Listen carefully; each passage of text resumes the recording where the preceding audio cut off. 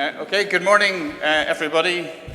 You're very welcome to this tidy event, the Trinity International Development Initiative, and this is the Trinity Development Research Week, and this is the penultimate event within that week. So thank you for the input that some of you have made already to that event, and today is really an opportunity to really try and engage you, the audience. This event is being pod recorded for a podcast, so we would encourage you to, when you have questions, not if you have questions, but when you have questions or points you want to make, to identify yourselves and to speak into a roving mic that we'll have coming around the table. Just to set briefly a context, and I'll go into this in more detail, I've said to some of our speakers that myself, I've been working in this sort of area for over 20 years, and if I go to another meeting where we all come away and say we must work together more, then I think I will shoot myself. And I don't think one needs to be a genius to say, well, maybe there's good reasons we don't work together. And unless we try and address those reasons, then we may not be particularly productive. So in the second half, we're going to try and look at that, and we have a range of experts from academia, from civil society, and from government. And they're there to give you an opportunity to think through these really very difficult issues of going beyond a sort of cozy, let's do things together, to actually, what are the barriers? Should we try and overcome them? Are they worth overcoming? And so on. Okay, but before that, we want to look at some of the very exciting research that's going on, particularly between UCD and Trinity. And we have 3 presentations to be given by 4 people. That's going to be interesting. So we have Claire Hawkins from the Masters in Development Practice, which is, of course, a joint master's run between UCD and Trinity, and is the sort of European hub for the Development Practice initiative. We have Claire Cummins from the MSc in Environment and Development, and I'm sure you're aware that that's one of the research strengths within Trinity College. And we have Nua Ibrahim and Karen Hand from the International Doctorate in Global Health, and they're going to be talking about some of their research engagement experiences there. So I think we're going to start in this direction and work along. Each person has around about 10 minutes. We want to leave time for discussion at the end. If there's some points of clarification, then we can certainly try and address those immediately after the presentation.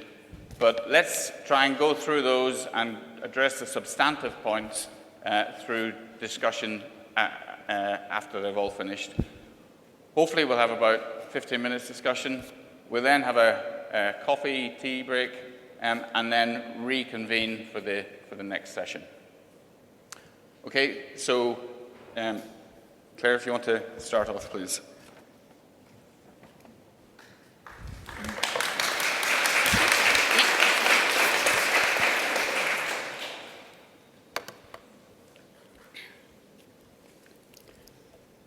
Okay, so as Mac introduced, my name is Claire Hawkins. I'm a second-year student in the Masters in Development Practice course here in Trinity and UCD. And today I'm going to talk to you about my research in Rwanda that I carried out over the summer, over 3 months. And I was working with an NGO called Carr International in Rwanda. Briefly, I'll kind of walk you through my presentation first. I'll talk about the background, how I got to work with Carr, about my course, and also about the background of my research, how I got involved, and briefly I'll go through my research results, my objectives, the methodology I employed to carry out my research, And then I'll talk you through briefly some key findings. Then I'll talk to you about what impact this had for CARE, what actions they put in place then once they got my research results, what implementations they put into their program, and kind of give you an overall kind of overview of my experience working with CARE. So I'm in the Masters in Development course, and in our first year, each student has to go to Rwanda to carry out research with an NGO on an elected topic that we chose before we went over.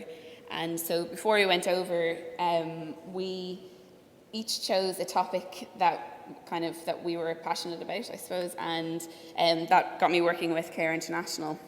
And the topic of my research was to assess the impact of CARE International's mushroom enterprise on the level of women's empowerment in the northwestern region of Rwanda called Musanze.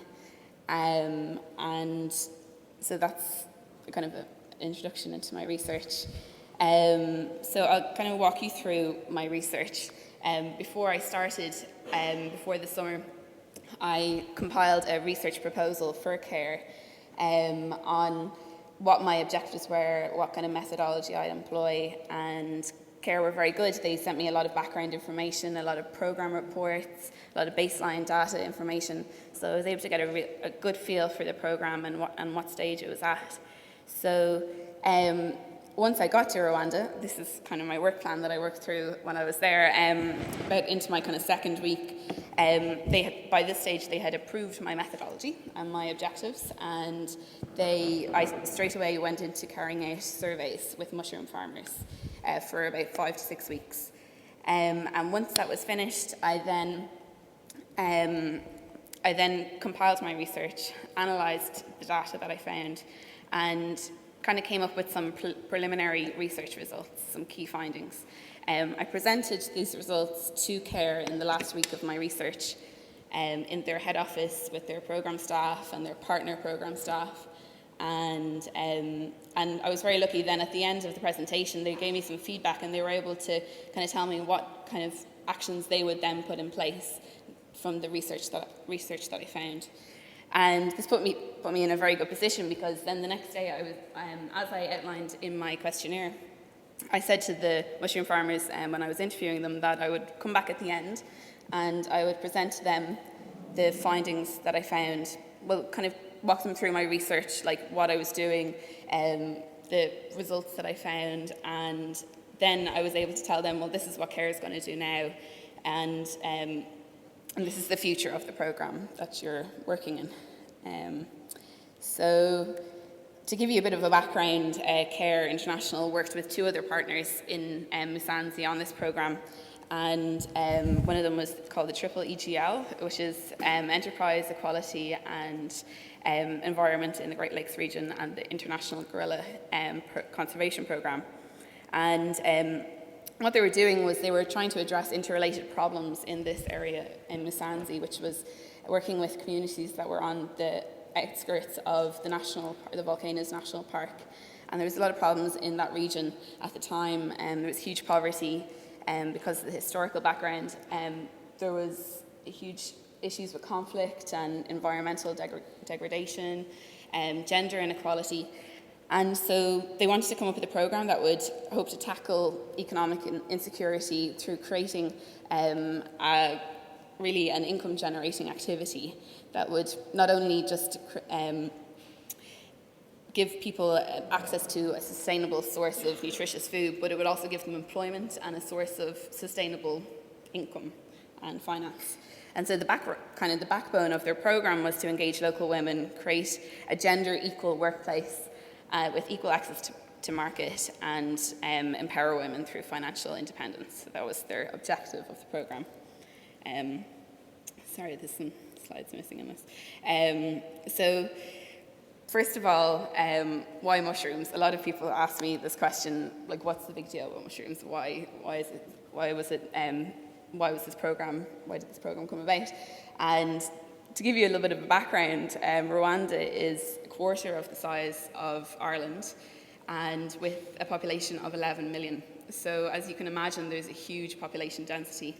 And because of this, there's a huge dependence on agriculture. It's 90% of the economy is based on agriculture. So like in a table of this size, you can produce enough mushrooms to give you a really good profit in the course of 10 days. It's a very quick yield and very little input, maybe like an hour a day of farming, very little water needed, and the startup finance for it is very little as well. So it's a very attractive enterprise for a farmer to get involved with. And before I started, with the background information that I read through, there was I could see the issues that were coming across. And like I said before, there was before I went this summer, there seemed to be a huge gender inequality within the programme. The ratio of men to women was very unequal. There's still huge poverty, still unequal access to finance, and lack of training, and then also weak support structures within the household and within the community, because people didn't have a belief in this mushroom enterprise. They saw it as a very inferior form of farming. They couldn't understand what the benefit of farming mushrooms were. So these were some issues that I was going to come into when I went there. And once I started, these were kind of objectives that I centered around my research.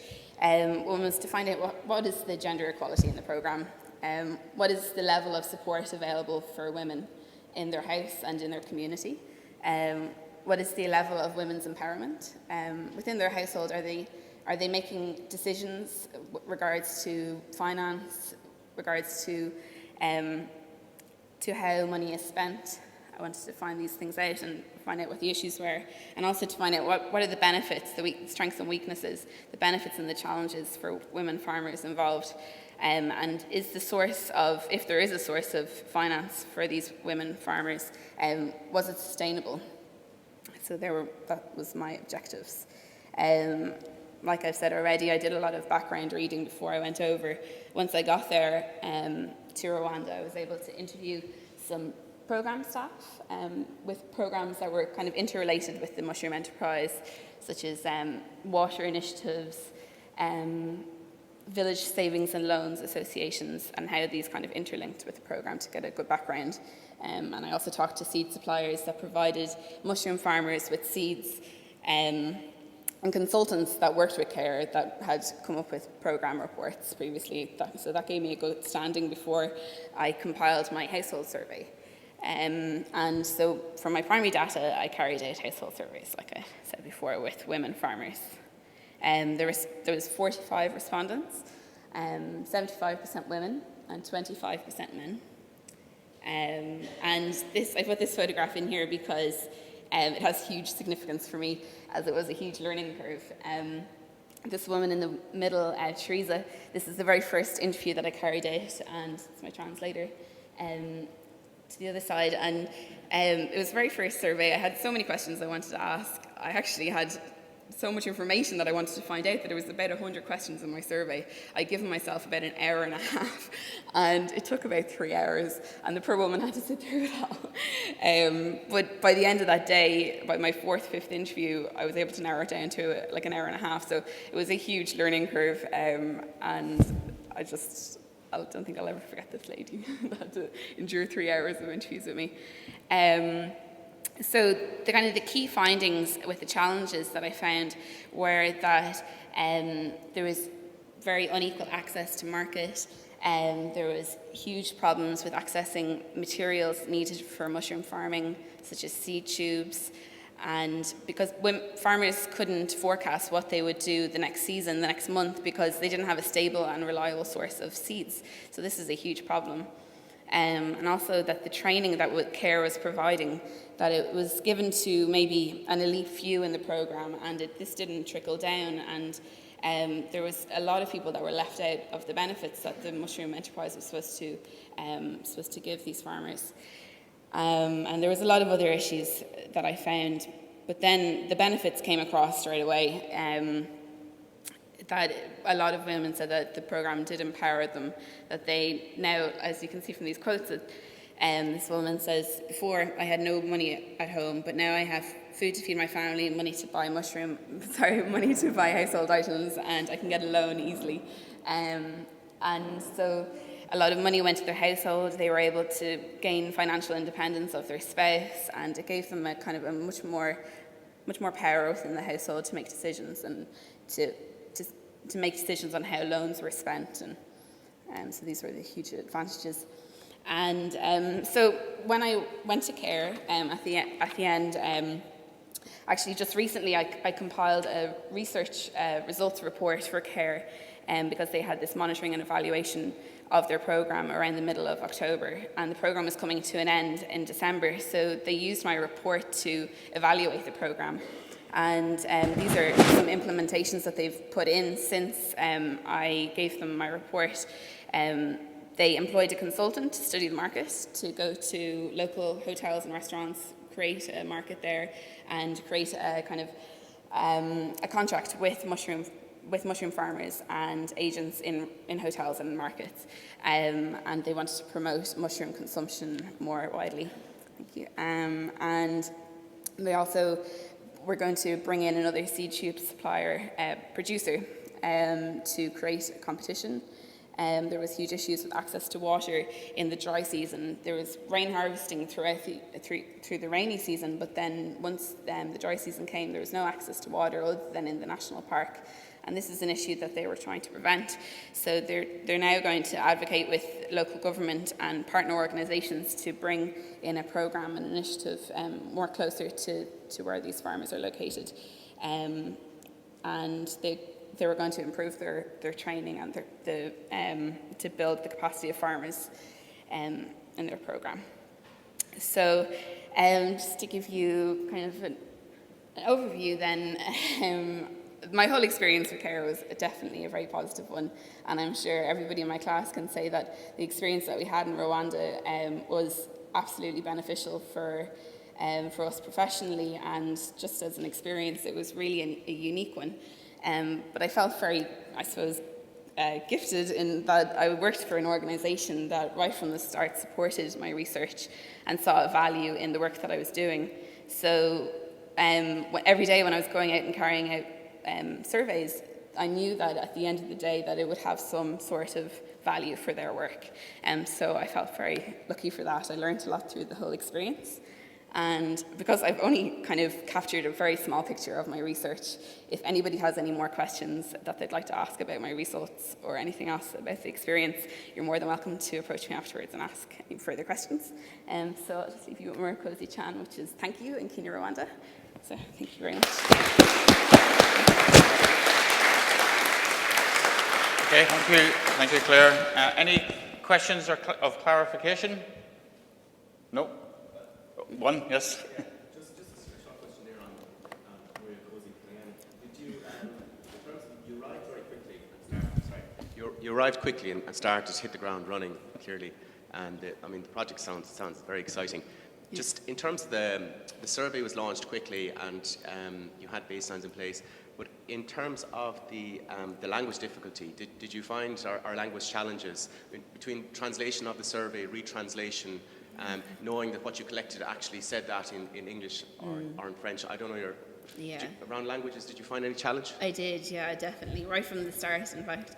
And I employed a translator to translate my survey, and one issue that I had was that I found out, unfortunately, not quickly enough, that she wasn't translating everything. So, like, there'd be a situation where I'd be interviewing somebody, they'd ask a question, I'd ask the question, she'd translate it, and they'd answer, and they'd talk, they'd give a really good response, and then she'd say, yeah.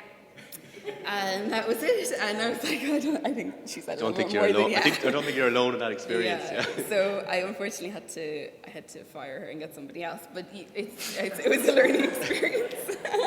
I don't think you should use the word fire.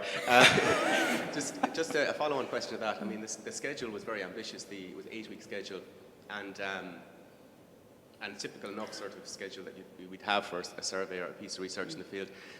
But in terms of your arrival and understanding the context, did you feel that was adequate enough time to understand? Yeah, well, what I didn't explain was that we also, when we first arrived, the 20 of us from my class that went with our course coordinator, we had 3 weeks of kind of an induction into Rwanda. The first week we spent in the University of Rwanda doing kind of classes with tutors there on the history and the background, the security, health, a different kind of an induction course. And then we had 2 weeks of research activities, one with the Millennium Development Projects and another one with a few other programs. So we had some experience working and interviewing people beforehand before we go into this big project.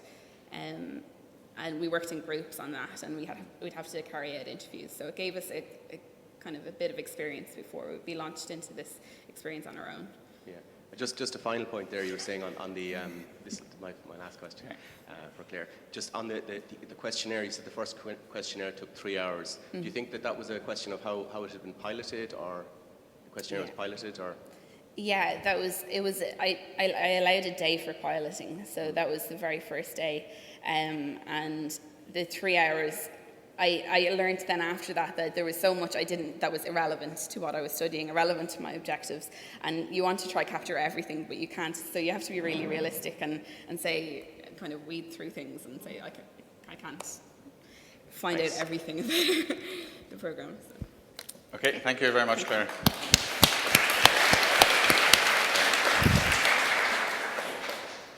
Okay, so our next speaker is Ciara Cummins from the MSc in Environment and Development. Thank you.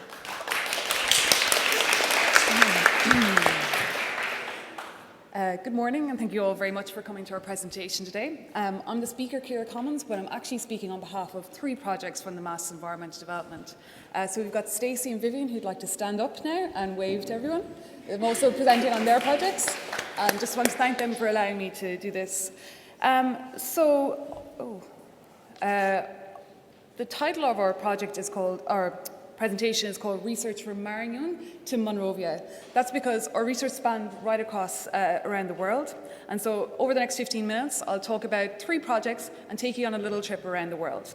So to start with, we're going to go to Nairobi in Kenya, where I looked at urban vulnerability in informal settlements. Then we'll hop across to Monrovia in Liberia, where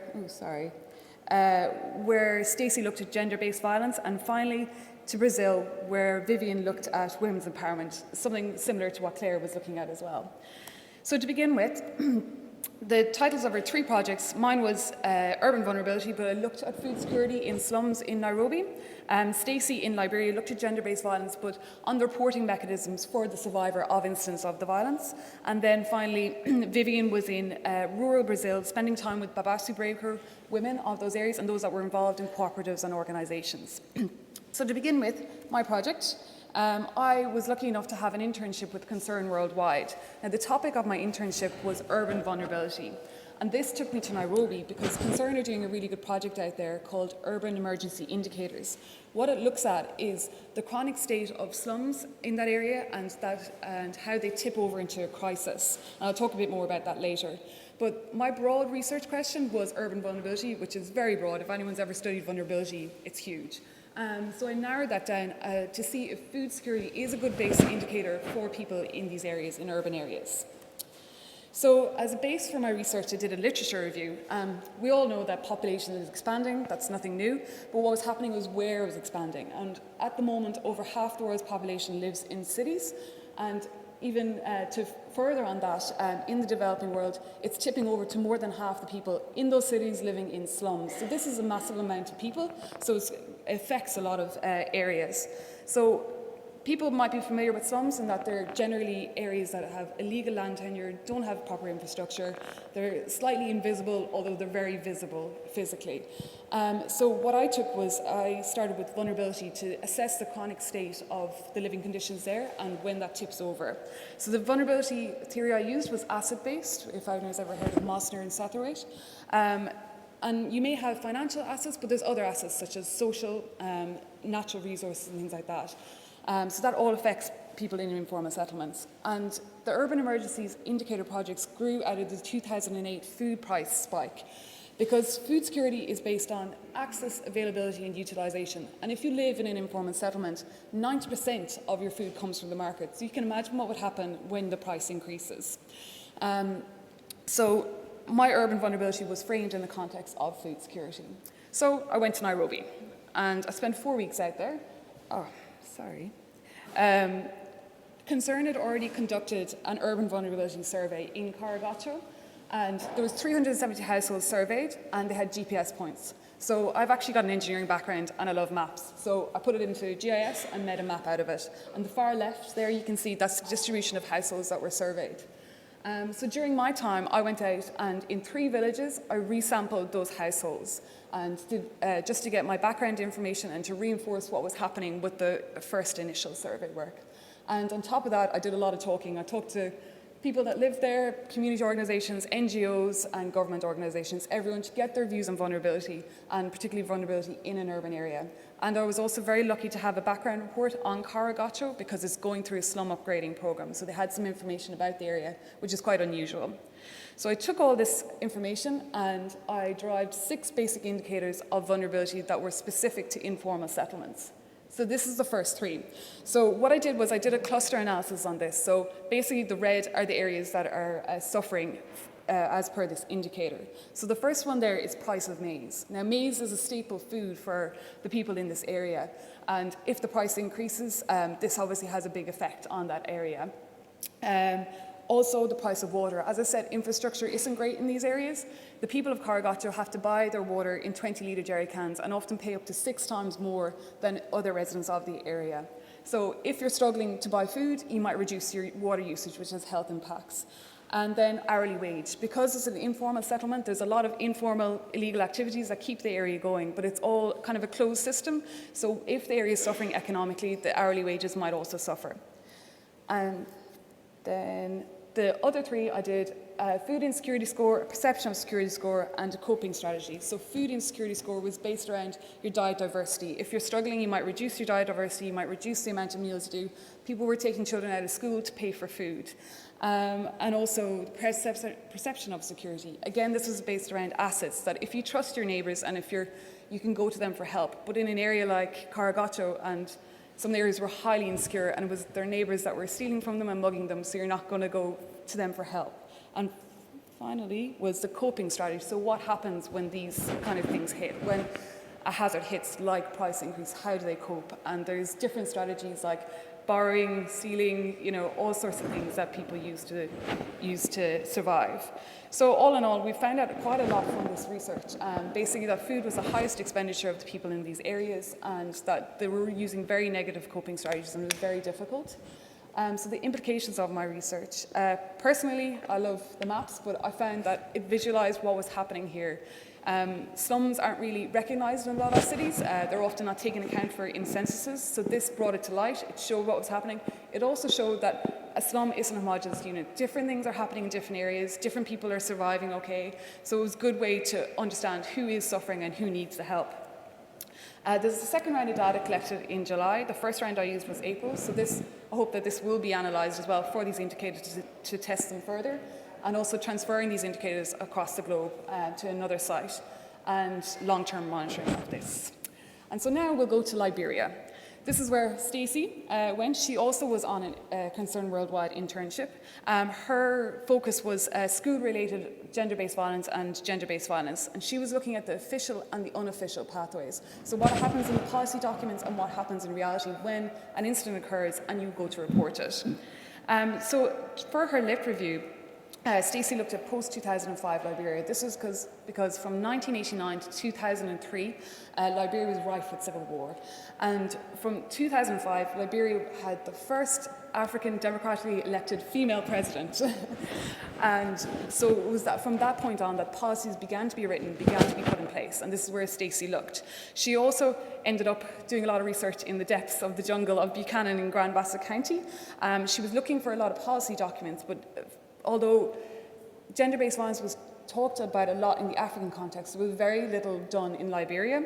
However, she did manage to find some policies on Ministry of Justice and the United Nations missions in Liberia. So during her 2 weeks in the jungle, she worked in 3 different areas: St. John's River, Compound 2 in Senya, all very rural areas. She carried out 33 interviews and 4 focus group discussions. And what she found from those was that in the policy there's 4 steps of reporting an incident. In reality, she found 27 steps with quite a lot of barriers. So the next few slides will be her results.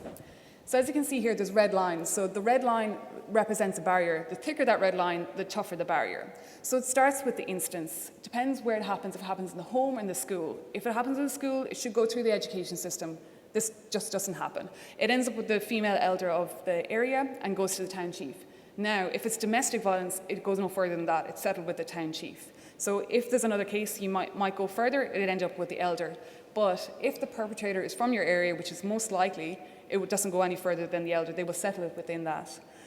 If you do manage to get it to police, in the 3 areas she looked at, there was 2 areas that had a police presence, all male police presence. So if you're female going to them, that's difficult. From there, it might get reported to the UN Police and the Women and Children's Protection Unit in Buchanan, but it can take up to 6 days to get there due to logistics. Things like having a mobile phone, charge on the mobile phone, vehicle, fuel, all these things. So that's 6 days. If you get there, you can go to the charge quarter and then to the Women's Children's Protection Unit. But in the policy, they recommend that you report it within 72 hours, and it's almost a week at this stage. So you might proceed. If it does, you get to the hospital, and luckily in Buchanan there's actually people trained in gender-based violence and can monitor the patients and recommend counselling. However, you have to get through 15 steps and quite a few barriers to get to that stage. So if it gets to the police, they might detain the perpetrator. It goes all the way down to the county attorney. Now, Stacey interviewed the county attorney, and he actually openly admitted to compromising cases when it was in his benefit. So if you can get past the county attorney, you've got the witness court. But for a witness court, you need witnesses. And witnesses need to take time off work, need to find transport, need to get to this. So again, another barrier. Eventually, the perpetrator might be sentenced, but they're usually jailed in the local area in Upper Buchanan as opposed to the district jail. So there were very interesting results from Stacey. She worked with Concern on this, and Concern continued to work with the Ministry of Gender and Development to strengthen these policies. Also, there's the introduction of the new research consortium involving Sex for Grades, which is specifically for schools, and there's hope that this will also strengthen the policies in the area. And now, finally, to Brazil, to women's empowerment. So Vivian worked with the Association of People in Settlement Areas in the state of Maranhão. She looked at women that were involved in cooperatives and organisations in these areas and indicators of empowerment, such as economic independence and decision making. Now, during her lit review, she looked at global women's empowerment all over the world, but found very little in Brazil. However, the area that Vivian chose to study, and I'd just like to mention she didn't get an internship, so she did it all herself, was actually the second poorest state in Brazil. And it also had very marginalised women in that area that just really didn't have very power, even within the household, let alone society. But during her research, she found that women that were involved in cooperatives or organisations had a much better sense of what they contributed economically to the household. When she asked women that weren't involved in these cooperatives, but were involved in the local work, which is babasu breaking, they said, "Oh, I contribute nothing to the household." But in fact, it was the household's only source of income. So Vivian travelled to Brazil, to the Maranhão state, and up there she's got the areas that she travelled to, and she travelled around the back of a motorbike for this. During that time, she conducted 25 semi-structured interviews that were involved in these organisations and that weren't. The methods used were key informant interviews, focus group discussions, direct observations, and anyways, her results, which I know, so I'm afraid the slide isn't working, but her results were really interesting. She found that people that were involved in organisations and rural cooperatives, the women just had a better sense of their place in society. They had a better sense of gender gaps, of inequality, of what they were worth. They also were more likely to enrol their children in school and themselves. She found that one lady was promoted to secretary in an organisation, and because of that, she didn't feel worthy, so she enrolled herself in school, and that was encouraged. The very interesting thing about Vivian's work is that she found that women that were in an area that had an organisation or cooperative were also affected. They also had a good perception of gender gaps, a good perception of education and family planning. But the women that weren't involved in these organisations or in an area that these organisations were, they were exposed to exploitation, had food vulnerability, had very little education and all these. So it was a very, they were really interesting projects. So with these positive results, it's hoped that this will attract further donor funding, because I know a lot of donors had dropped out on this. Also, there was a bit of lost in translation in that empowerment meant very little in Portuguese. It actually meant negative. It had a negative meaning attached to it. So Vivian was suggesting that there was a different word used than empowerment. And also that the people themselves that she interviewed really wanted to get the men involved in family planning and education and mainstreaming these programs, and also strengthening educational capacity and build initiatives to tackle gender gaps. So we've come to the end. Thank you very much.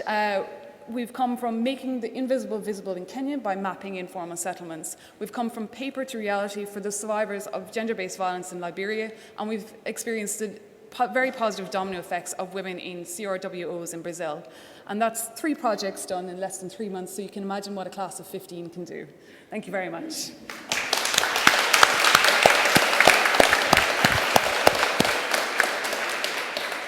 Okay, thank you, Kira. I was very anxious that you'd never get through all that, but you did brilliantly. So any questions just of clarification? No. Okay, great. Very clear. Okay. Okay, so next, Noor Ibrahim and Karen Hand from the International Doctorate in Global Health.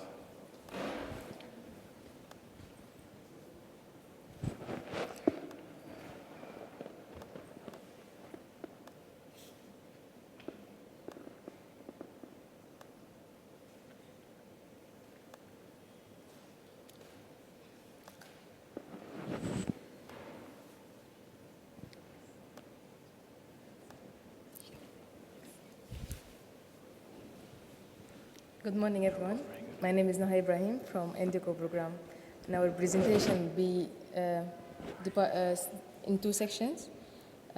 First section will be about INDIGO background, what is INDIGO, and second one will be handled by my colleague Karen, will be about creating productive collaborative culture between INDIGO and NGOs, taking INDIGO and NGOs experience, for example. But what is INDIGO? INDIGO is International Doctorate in Global Health. It started in 2009 with the main objective of creative, sustainable collaboration, partnership between African country universities and European universities, and strengthening the health research in Africa, and transferring and exchange knowledge between partners.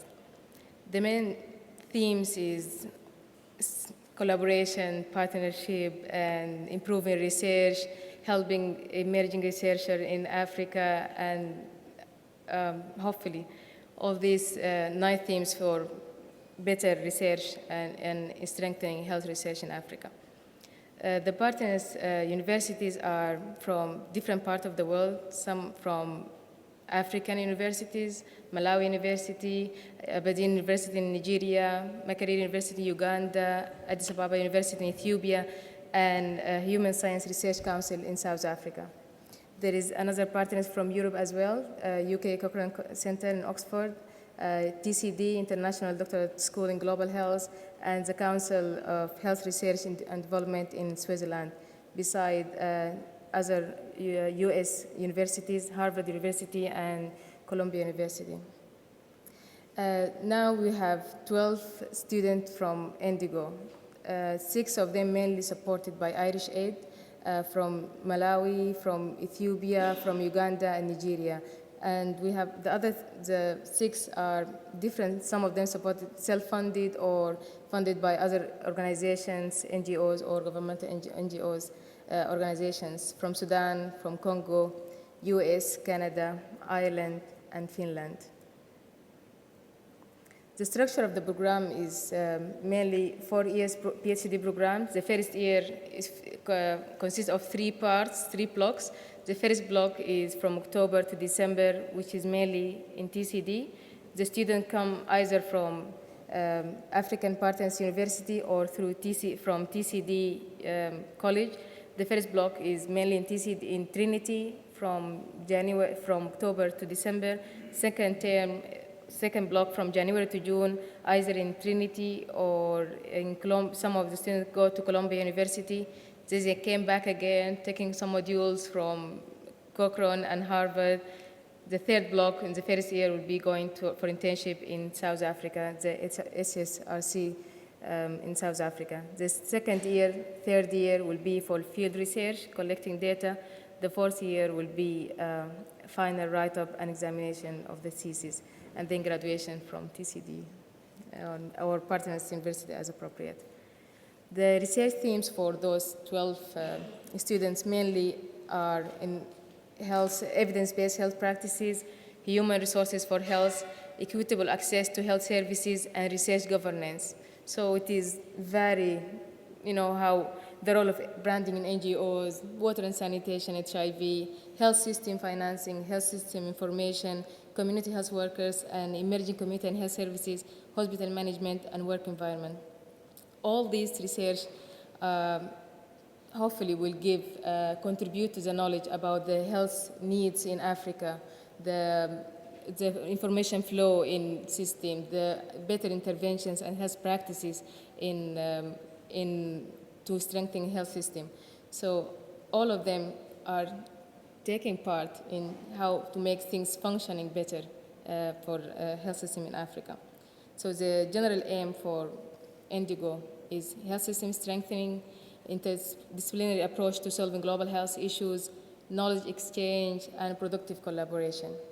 To achieve all these things, INDIGO, beside the other partners universities, collaborate with universities and different academic institutes from different parts of the world or specifically from Africa, Ministry of Health and Health Service facilities, government organizations, non-governmental organizations. So it is rich experience. But for the sake of this presentation, for the sake of this day, and to feed for the panel discussion after the break, we are going to focus on INDIGO experience with NGOs, a room for improvement and reflection. So, because partnership and collaboration is a heart theme or value in INDIGO, so that's why we do it two in one presentation. So my colleague now, Karen, will have this.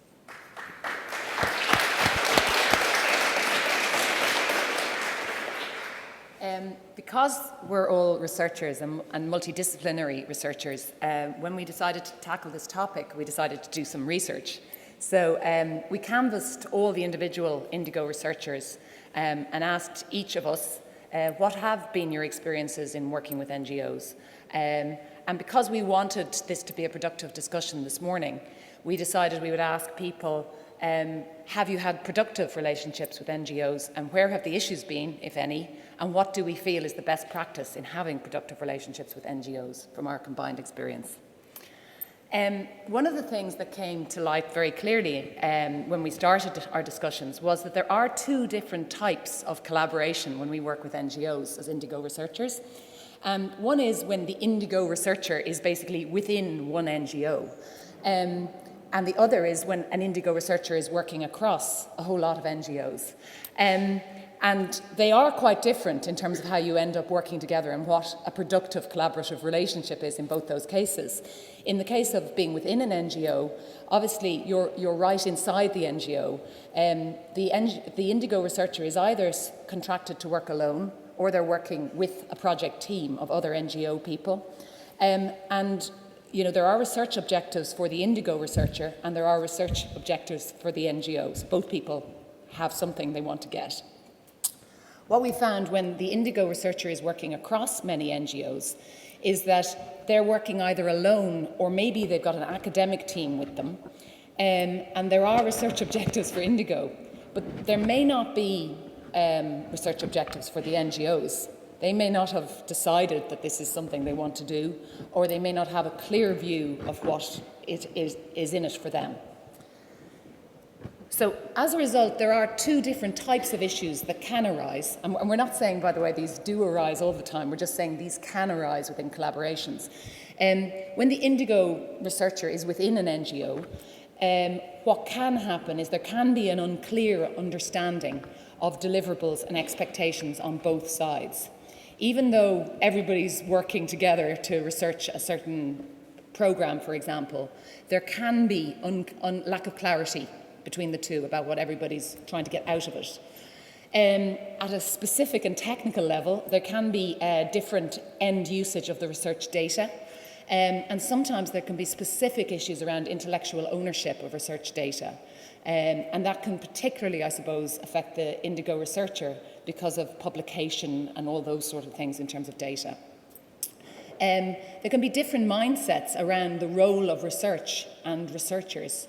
Everybody wants to do some research, but what defines robustness, what defines rigour, what defines methodology and timelines.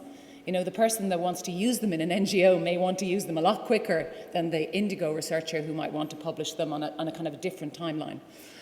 And there can be different meanings around really similar words. So, for example, the other day we ran a joint workshop between NGOs and INDIGO on the word evidence, which seems like something that everybody should have a similar interpretation of, but it became quite obvious, even within the workshop, that some NGOs had a totally different but completely valid understanding of the word evidence than some of the academic researchers had.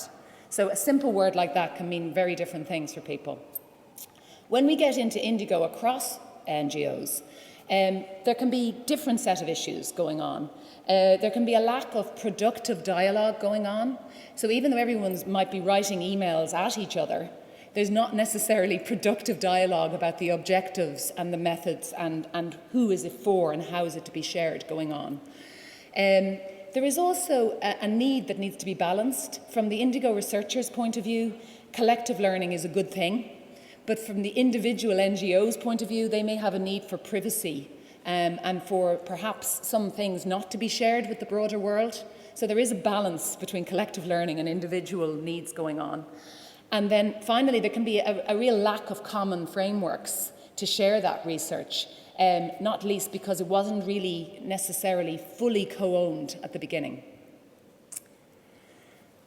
What we feel, however, and we have all had some experience of this, and we would love to have more experience of this, that there is best practice that we can all aspire to in INDIGO and NGO research collaborations.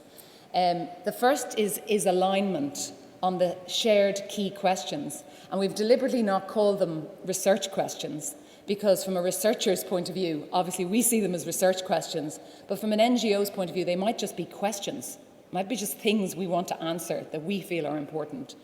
There's communication and negotiation, which we believe are important kind of practices that will come out of alignment and can contribute back to alignment. And then there are ideally some protocols underpinning all of this.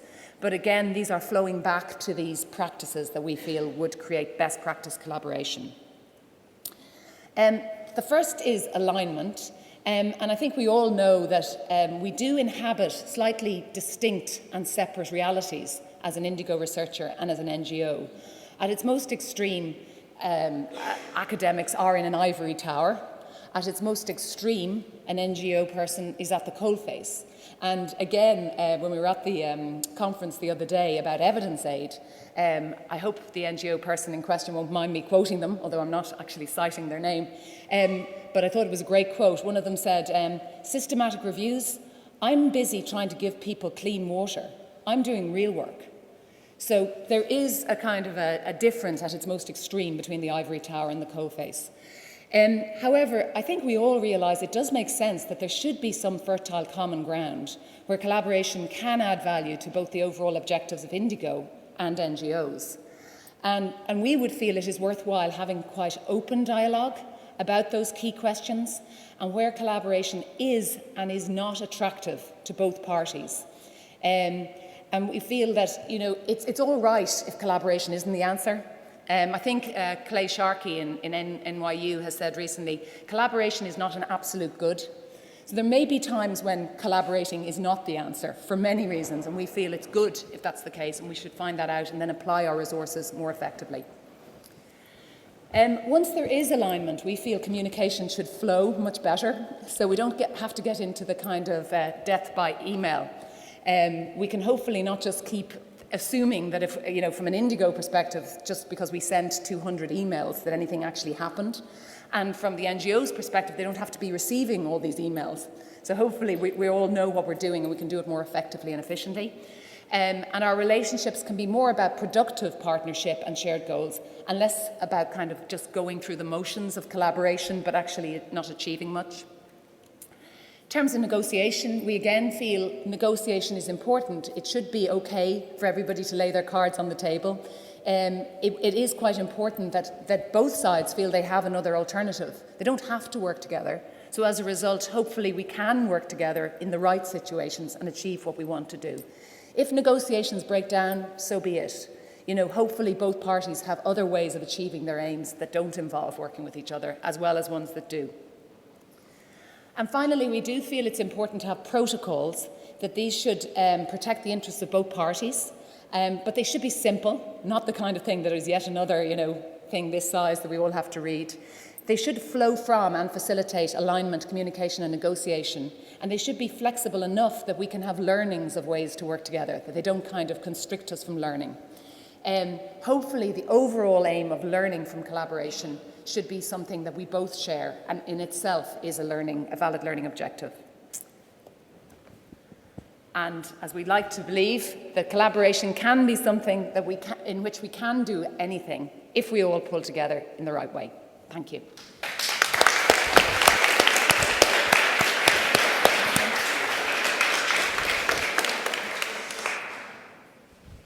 Okay, thanks, Nuala and Karen. So we are making good use of time. We don't have quite as much time as I'd hoped, but what I propose is that we have 10 minutes now for discussion, and then we have a 10-minute coffee break. So, some questions from you, please, to any of our speakers. Yes, please. Just following up on the last speech from Karen. Could you maybe just identify yourself? Oh, my name is Marita Buckley. I'm not involved in the field. Okay, great. Okay.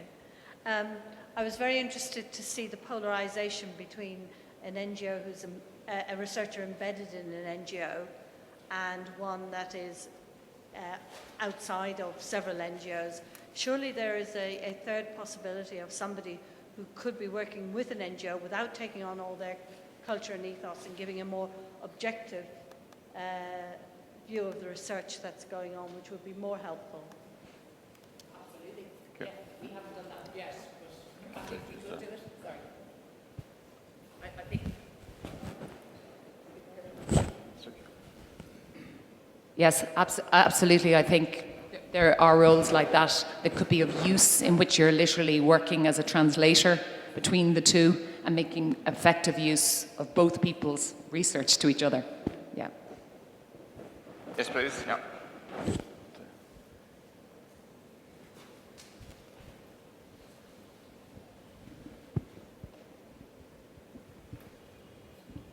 Hi, I'm Barbara, a TCD student with the Irish School of Ecumenics in Belfast. And my background is in mediation and facilitation and helping organizations collaborate. So I'm glad to see the word used, but would love to hear a bit more about how INDIGO participants are trained in communication and perhaps problem-solving skills to go along and enhance that ability in addition to the other capacities and capabilities that you have, as well as short of deciding that you can't work together because negotiations perhaps have broken down, the extent to which you use outside facilitators and process experts to assist you in collaborating, because it is extraordinarily difficult to do, even when you want to do it and even when your partners want very much for success. So interested to know how you expand your team, so to speak, in times when you need to partner with someone, but you found that it's difficult to do so. So either Nuala or Karen?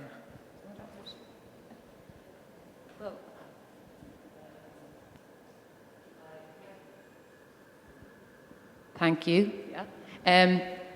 We're not formally trained in negotiation. I think we have very good heads of the INDIGO program who are kind of all organizational psychologists, a lot of them. So hopefully they do help us, and our supervisors, a lot of them are organizational psychologists and things as well. So they hopefully are helping us in doing those negotiations. But just absolutely, I think the more the better would be. Just if I could add, this is a general issue common between all the students on PhD levels, whether they are INDIGO or not, and NGOs. And communication, definitely, it is two-sided. It is definitely the academic, they have to check how they communicate with NGOs, and the NGOs as well. So definitely, this is just something we have to think about how to improve it. Okay, could we have some more questions? Perhaps particularly for the other two speakers? Org. Thanks very much for the presentations. They were great. I'm Pádraig Carmody in Geography here in Trinity. Question for Claire. Claire, do you have a sense of what's been happening to the price of mushrooms?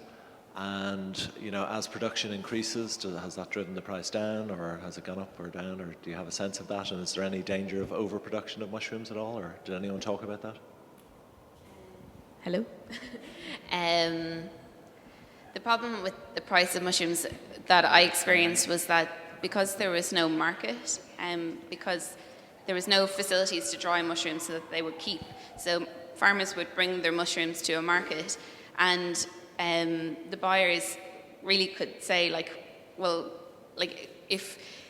for example, they go with their container of mushrooms, and the buyers would know that they're not going to have a huge competition to buy them, so they can ask for a very low price. And so this created a huge insecurity there with the profit that they would get from it, because it costs a lot to take their mushrooms to the market. And so that cost then meant that there was really no profit at the end of the day. And because of that, a lot of farmers stopped. They started mushroom farming because they got kind of a grant from Carr, and they got this kind of startup kind of scheme. But then once they ran into problems with sustainability and the price of that they were getting for the mushrooms, they just stopped. They just saw it wasn't profitable.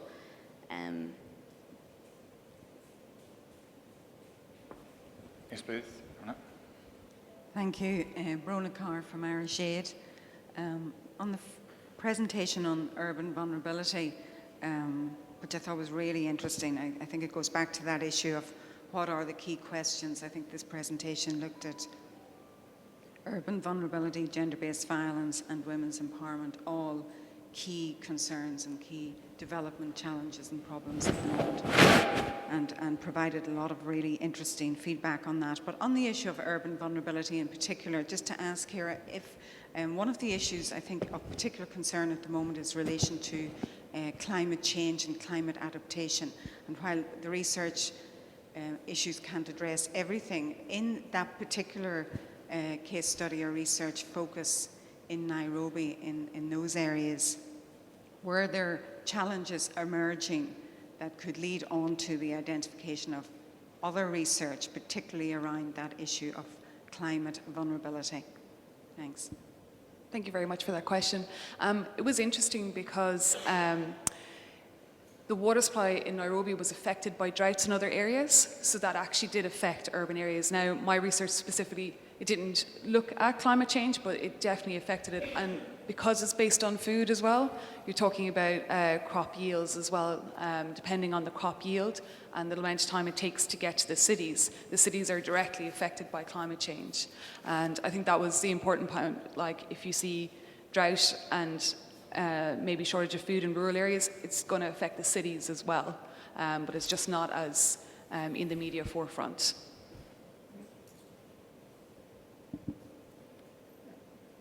Some more questions? We have time for another question before we break. Yes, please. Just a small practical question, Ciara, in relation to Makuru and Corrigacho, which I'm familiar with. One limitation we found with and frustration for students conducting research with us is that we have security guidelines, security rules. And Makuru and Corrigacho, as I know myself, I'm sure you've experienced, it's not a place that you tend to hang around a lot after dark. So in terms of sampling, did you find it difficult to get people and get the right people at home, or were you afraid that you were skewing your sample because who's at home may not be who you wanted to speak to, or in terms of beneficiary outcomes? Thanks, that's a really good question. It was very difficult, actually. It was very difficult to get out there because there is security protocol on what kind of research I could do. The lucky thing with me was there was the African Population Health Research Centre. I've been working there since the 2000s, so they had security contacts. So basically, I hired one of their translators there and two of their security guys. But the sampling I did, these people had already partaken in the household survey sample by concern, so I was going back to them again.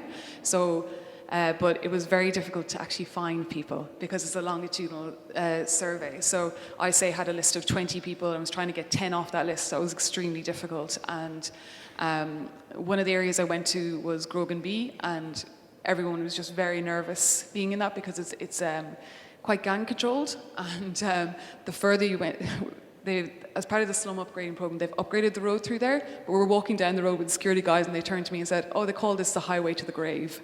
So, I mean, and the further you went from the main road, the more insecure it got. So everyone was very tense when we were doing surveys in there. And once you got out of that area, it was a bit better. But all in all, it was very difficult to find people, even just to resample the people that had already been partaken in the survey before. And just a small follow-on question in relation to participants and the age of consent. Did you have any challenge in terms of any of your participants being under 18? No, actually. I had one participant that was bang on 18, but because they'd already gone through the concern survey, they were deemed adults already. So. Okay, I think we've heard three very interesting presentations. There's obviously fantastic research going on, and as I guess a member of the academic community, it's both sort of invigorating, encouraging, but also I think we all feel very proud of just how well people manage to get really interesting research done in such a short period of time. And we also recognize that there's great difficulties in achieving that at some time. So after the coffee break, we're going to look at more detail some of those difficulties. If we just have a 10-minute coffee break, I'll shout very loudly for you to come back. And on your way back, to help you back, I'll tell you all a joke.